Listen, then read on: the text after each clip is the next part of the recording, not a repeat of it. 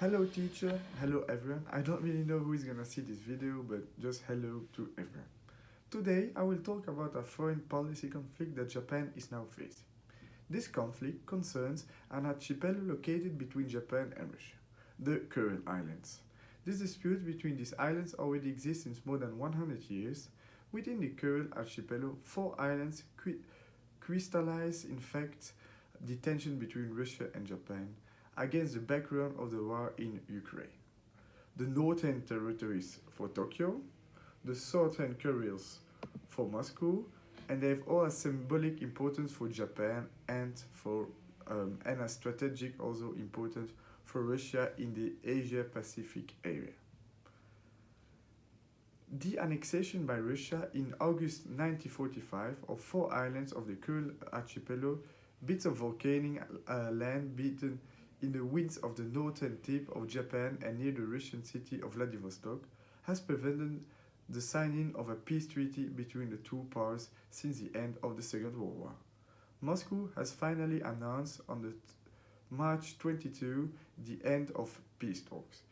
This is in fact related to the sanctions that Japan puts against Russia from what is happening now in Ukraine. I will now talk a bit about the island and why they are so important for both countries. And so, because they are not that populated but rich in fish, in metals, and in ores, these islands are indeed a major, also very an important strategic importance for Russia, because they are located in a sea. They open a corridor for the Russian Navy and submarines towards the Pacific and constitute also kind of a lock against the American military presence in Japan. Next, I will now quite a bit explain you to whom they should belong according to different point of views of everyone. Let's first of all speak about the Japanese point of view. According to the terms of the San Francisco Treaty of 1951, Japan has renounced all rights over the Kuril Islands.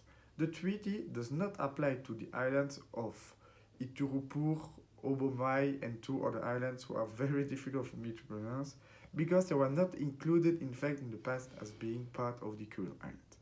In addition, the Soviet Union did not even sign this treaty. And also, a few months before, to show you that there is quite still tension about those islands, a few months before, the Japanese foreign minister told in a newspaper, the Japan Times, that Russia illegally occupied four islands in northern Japan and claimed that those territories are their territories. So also the Prime Minister said a few months ago that Japan has a sovereignty over this archipelago. Next, thereafter you have the Russian point of view.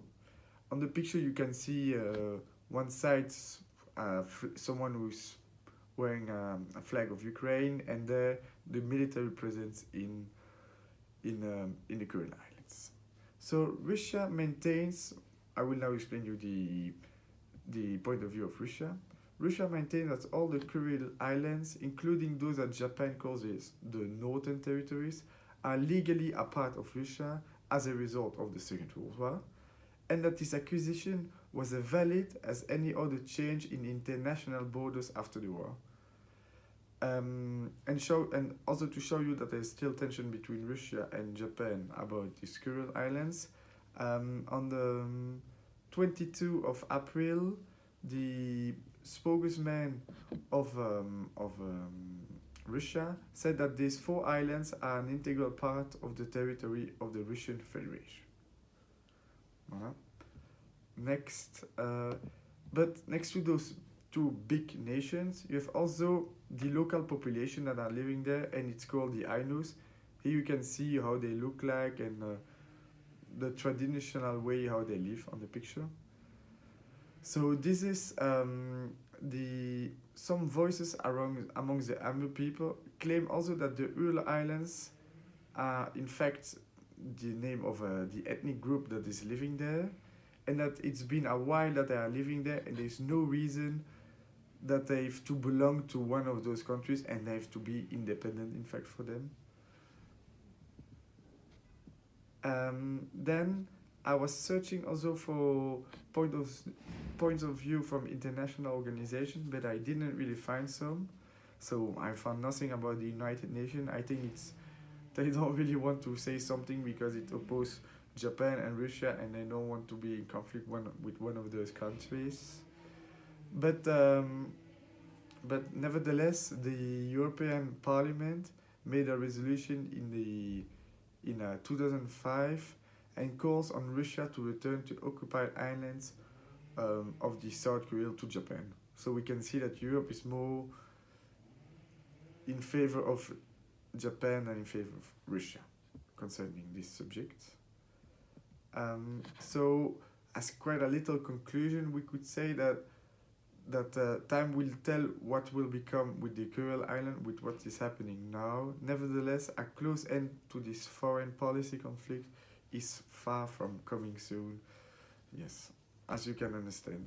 I would like to thank you for your attention. Thank you for the whole semester you have done, for by always listening to me, helping me when I was in trouble, and thank you very much.